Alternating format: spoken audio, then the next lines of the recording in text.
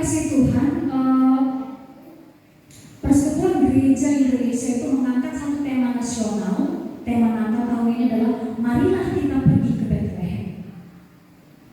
Mari kita lihat ayat bacaan kita dalam Lukas pasal 2 ayatnya yang ke-15.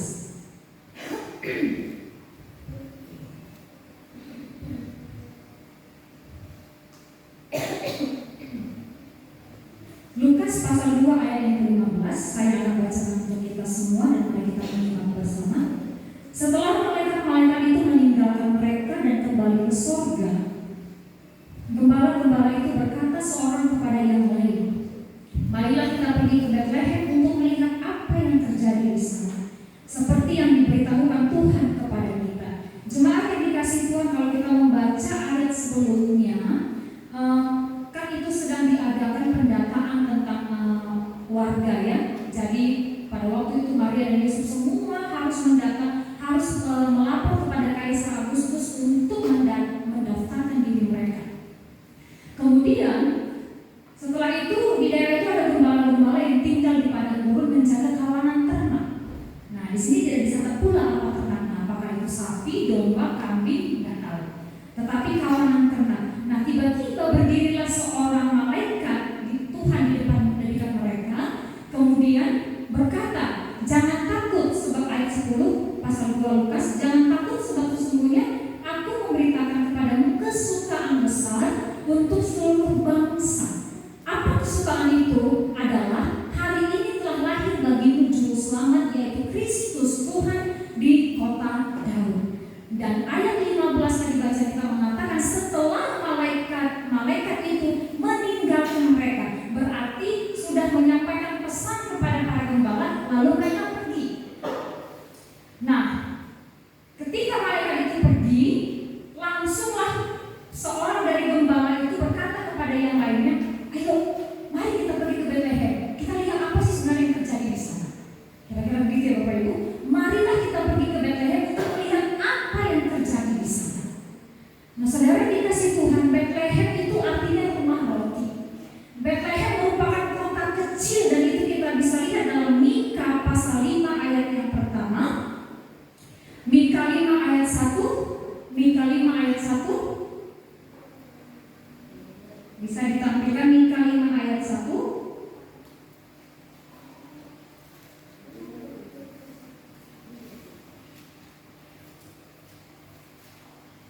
Bethlehem merupakan kota kecil Bapak Ibu. Dalam Mika 5 ayat 1 dikatakan, dan ini sudah dinubuatkan jauh sebelum Yesus lahir.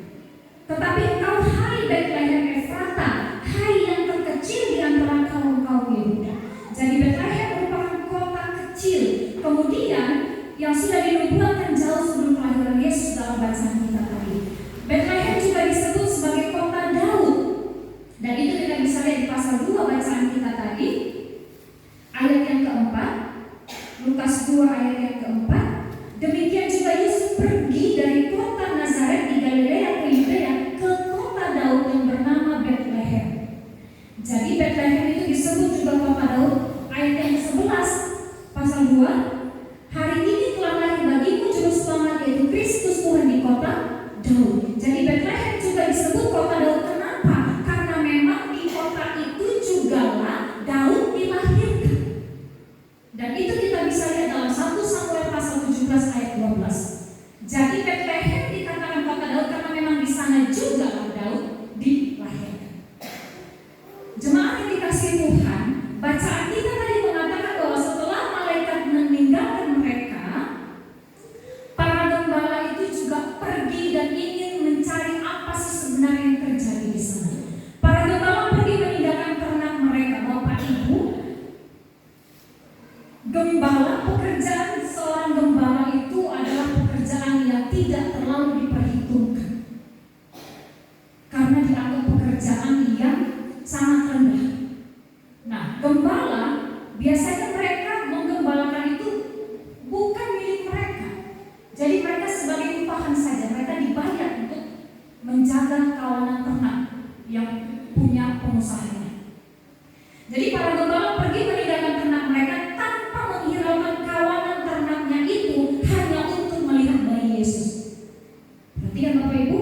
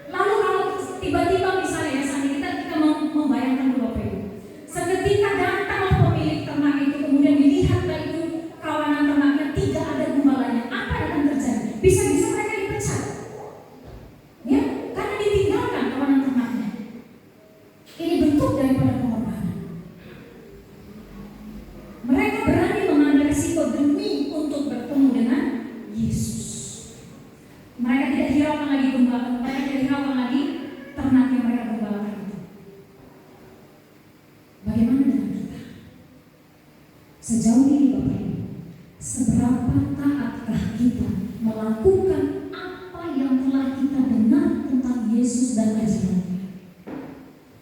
Ini momen Natal. Saya hanya mau mengajak kita merenungkan Bapak Ibu sepanjang tahun ini. Mari kita merenungkan.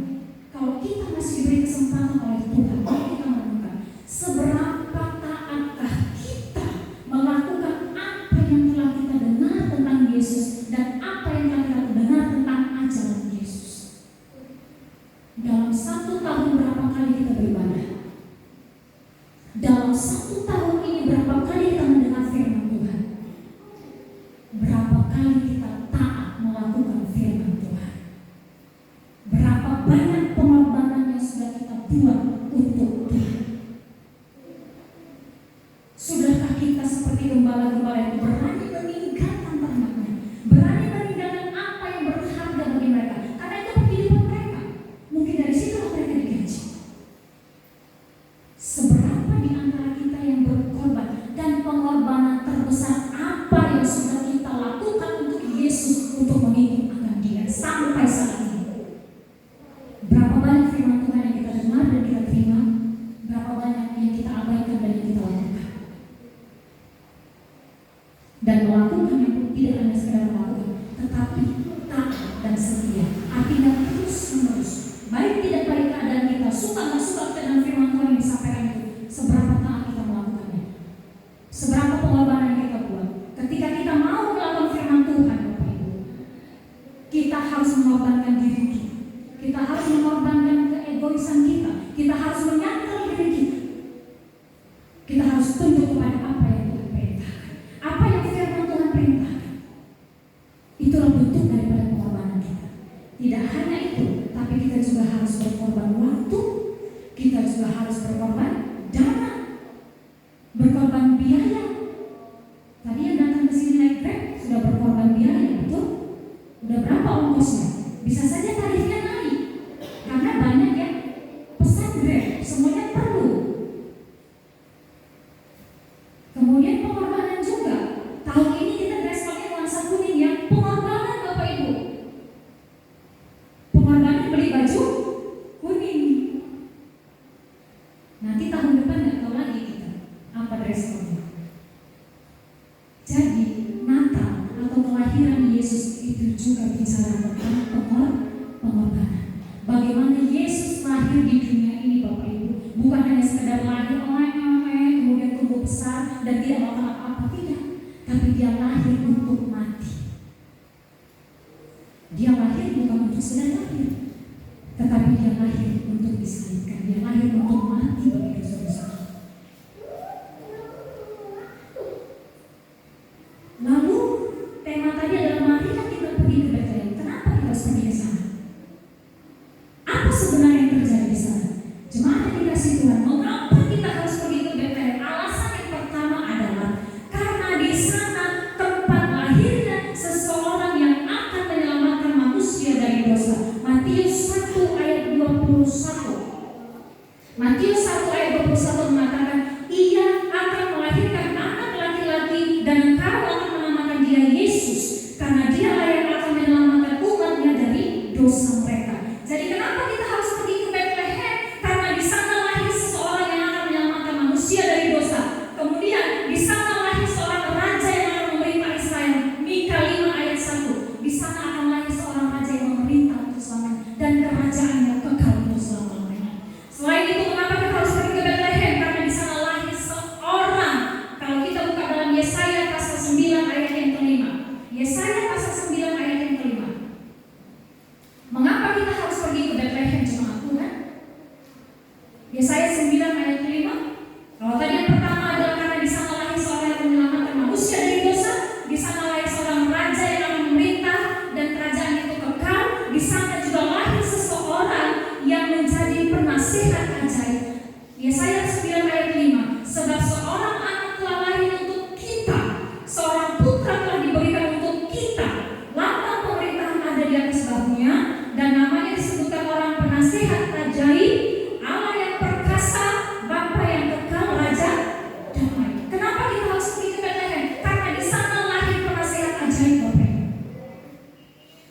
Penasehat ajaib dalam terjemahan bahasa Inggrisnya adalah counselor.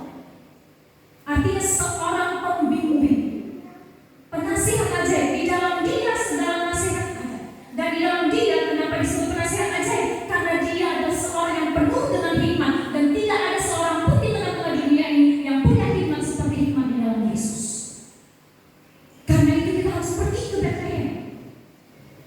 Karena di sana lahir seorang penasihat ajaib. Lalu kemudian berikutnya apa? Allah yang perkasa. Di sana lahir seorang yang perkasa, yang kekuatannya tidak tertandingi oleh apapun. Lukas 1 ayat 32-33. Lukas 1 ayat 32-33. Ia akan menjadi besar dan akan disebut anak Allah yang maha tinggi, dan Tuhan Allah akan mengaruniakan kepadanya tahta Daud bapa leluhurnya, dan ia akan menjadi raja atas kaum keturunan Yakub sampai selama-lamanya, dan kerajaannya tidak akan berkesudahan.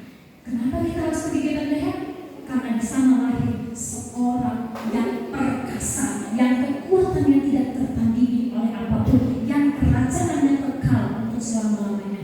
Dan di sana lahir Bapa yang kekal, everlasting Father, seorang Bapa yang setia dan adil, seorang Bapa yang penuh dengan kasih dan sayang, yang tidak pernah berakhir kasih dan sayangnya, seorang Bapa yang tidak pernah meninggalkan kita. Dalam Matius 1 ayat 23 dikatakan di sana bahwa Dia akan dinamakan Immanuel, Allah yang menyertai kita. Seorang Bapa yang selalu bersama-sama dengan kita. Bapa di dunia ini boleh meninggalkan kita, tapi Bapa di surga tidak akan pernah meninggalkan kita. Amin. Dan yang terakhir, kenapa kita harus pergi ke Bethlehem? Yesaya pasal 9 ayat 5 tadi mengatakan bahwa di sana lahir seorang raja damai, peace prince. Namanya raja berarti dia punya kekuasaan, dan kekuasaan yang ada pada dia itu kekal.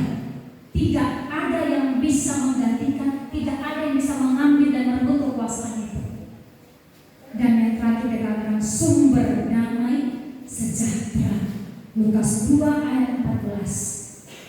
Kemuliaan bagi Allah di tempat yang maha tinggi, dan damai sejahtera di bumi di antara manusia yang berkenan kepadanya.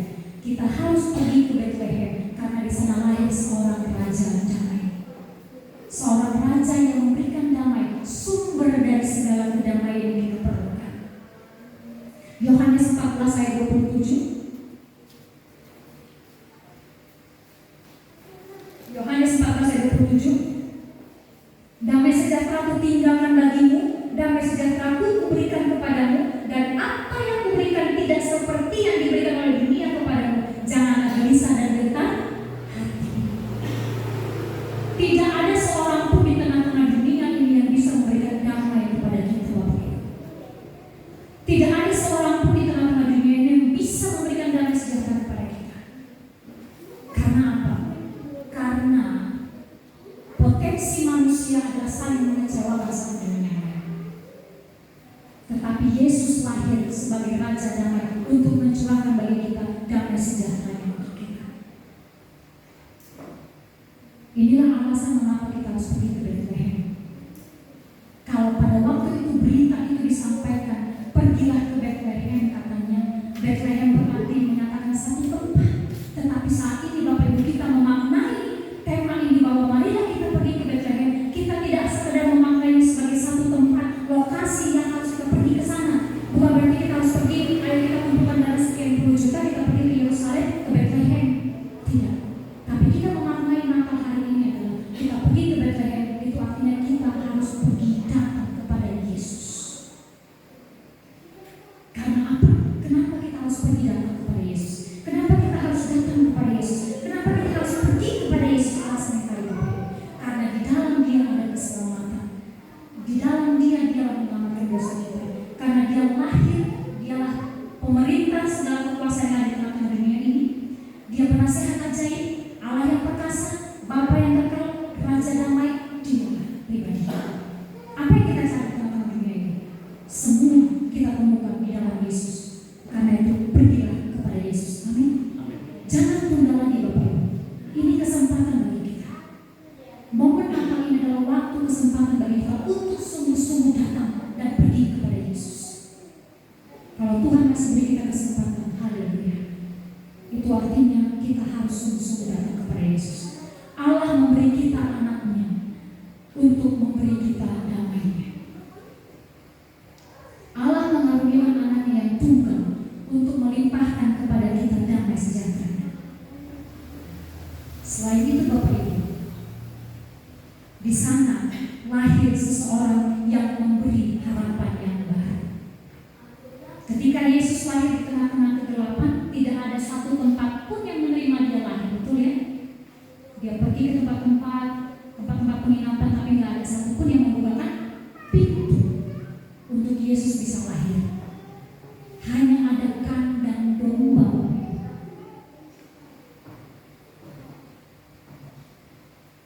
Seorang raja lahir di kandang.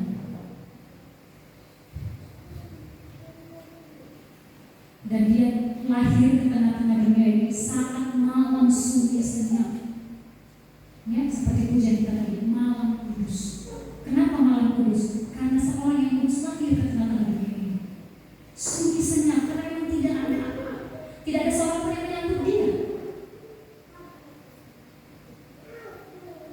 Hanya bintang-bintang yang gelap.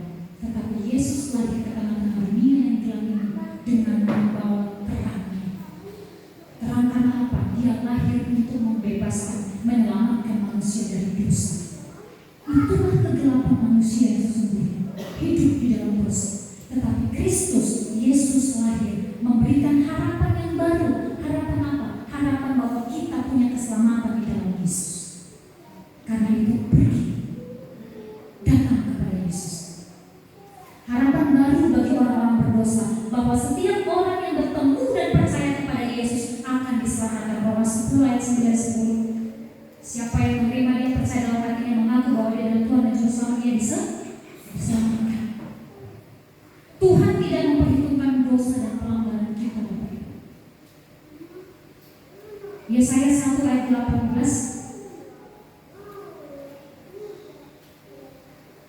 Yesaya 1 ayat 18. Yesaya 1 ayat 18. Marilah kita berperkara firman Tuhan. Sekalipun dosamu merah seperti kirmizi, akan menjadi putih seperti salju. Sekalipun berwarna merah seperti kain kesumba, akan menjadi putih seperti bulu domba. Inilah harapan baru bagi setiap kita orang-orang berdosa, bahwa di Bethlehem telah lahir seorang putra, seorang raja, seorang anak yang akan memberikan pengharapan baru, yang tidak akan memperhitungkan segala dosa dan pelanggaran kita ketika kita datang dan mengakuinya di dalam. Mazmur 103 ayat 10-14. Mazmur 103 ayat 10-14. Bapak Ibu yang bawa kita boleh buka juga ya. Jangan sampai nanti lupa kita alamatnya di mana. Karena kita sudah sering pakai handphone. Mazmur 103 ayat 10-14. Tidak dilakukannya kepada kita setimpal dengan dosa kita, dan tidak dibalasnya kepada kita setimpal dengan kesalahan kita. Tetapi setinggi langit di atas bumi, demikian besarnya kasih setianya atas orang-orang yang takut akan Dia. Sejauh timur dari barat, demikian dijauhkannya daripada kita pelanggaran kita. Seperti Bapa sayang kepada anak-anaknya, demikian Tuhan sayang kepada orang-orang yang takut akan Dia. Sebab Dia sendiri tahu apa kita. Dia ingat bahwa kita ini debu. Jemaat yang dikasihi Tuhan, pergilah kepada Yesus. Datanglah kepada Yesus, karena Dia memberikan harapan baru bagi kita. Mungkin kita merasa bahwa dosa kita terlalu banyak sepanjang tahun ini, yang mungkin tidak tahu orang di sekitar kita. Suami kita, istri kita, anak kita mungkin tidak tahu dosa tersembunyi apa yang kita lakukan. Dan kita mungkin sering jatuh dalam dosa yang sama itu. Jadi ada istilah dosa kesukaan, dosa favorit. Jatuhnya di situ-situ aja. Seberapapun itu Bapak, ada harapan baru bagi setiap kita yang mau datang kepada Yesus, mengakuinya, karena Dia tidak memperhitungkan semua pelanggaran kita. Dia belum jauh ke tubir laut, Dia tidak memperhitungkan, Dia tidak lagi mengingat segala pelanggaran dan dosa-dosa kita. Bahkan Dia akan menyucikan kita seperti kain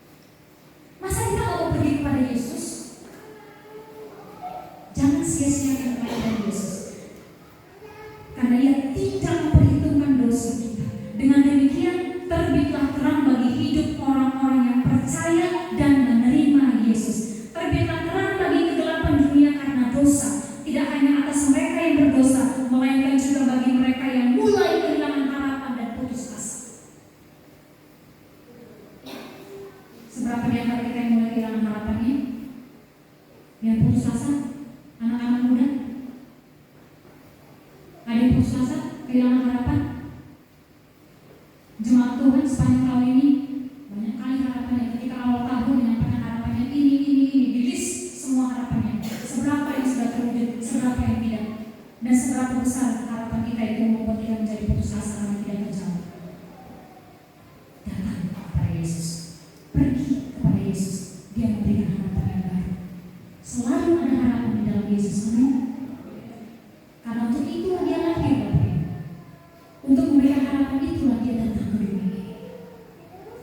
Karena dunia tanpa Kristus akan menjadi dunia yang tanpa pengharapan. Perhatikan baik Bapak Ibu. Dunia tanpa Kristus akan menjadi dunia yang tanpa pengharapan. Dan tanpa terang Kristus kita tidak akan dapat melihat Allah. Karena kita harus diterangi oleh Kristus dulu baru kita bisa melihat Allah. Kelahiran Yesus di kandang domba di Bethlehem itu merupakan lembaran baru dalam sejarah hidup kita. Lembaran baru sejarah dimulai dari Bethlehem, dari sebuah kandang di sana yang hina. Mulailah kembali sejarah baru dalam hidup kita semua. Malam hari ini mulailah kembali sejarah baru dalam hidup kita.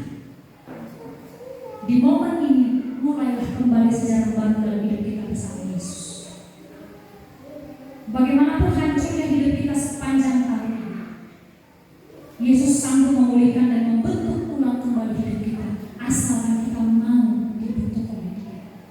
Asalkan kita mau datang menyerahkan hidup kita untuk diubahkan, dibentuk kembali oleh Dia, seperti pencuna dengan periuk yang tidak sesuai bentuknya, periuknya dia hancurkan lagi, dia bentuk ulang lagi supaya semakin sempurna. Seberapapun jauhnya kita sudah meninggalkan Yesus, Ia masih terus menunggu kita untuk datang padanya. Tuhan masih terus menunggu, tangannya terbuka, matanya tidak pernah terpejam untuk menantikan kita. Setiap orang yang mau datang kepadanya masih ada dan selalu ada harapan di dalam Yesus. Tugas kita sekarang adalah percayalah kepadanya sekarang dan teruslah percaya serta berharap kepada Yesus. Marilah kita pergi ke Bethlehem. Marilah kita pergi kepada Yesus. Marilah kita datang kepada Yesus, karena di dalam Dia kita menemukan segala sesuatu yang kita pertanyakan di tengah-tengah dunia. Di dalam Yesus kita menemukan segala jawaban atas pertanyaan hidup kita. Pemusik sini, saya untuk depan. Apa yang sudah kita lalui Bapak Ibu sepanjang tahun ini, dan mungkin ada banyak harapan kita yang tidak Tuhan jawab atau belum Tuhan jawab. Satu hal yang kita harus yakini bahwa ketika Tuhan menjawab doa kita, ketika Tuhan menjawab seruan kita, ketika Tuhan menjawab harapan kita, itu berarti bentuk daripada jawaban Tuhan. Kalau kita menerima apa yang kita doakan, itu bentuk daripada jawaban Tuhan. Tetapi kalau kita belum menerima apa yang kita minta kepada Tuhan, itu bentuk daripada proteksi Tuhan terhadap hidup kita. Amin. Bentuk daripada pemeliharaan Tuhan. Berarti ini tidak sesuai dengan kita, ini tidak cocok untuk kita, belum waktunya kita terima. Karena itu, yang lalu biarlah berlalu. Karena di dalam Yesus masih ada harapan dan selalu ada harapan. Bisa ditampilkan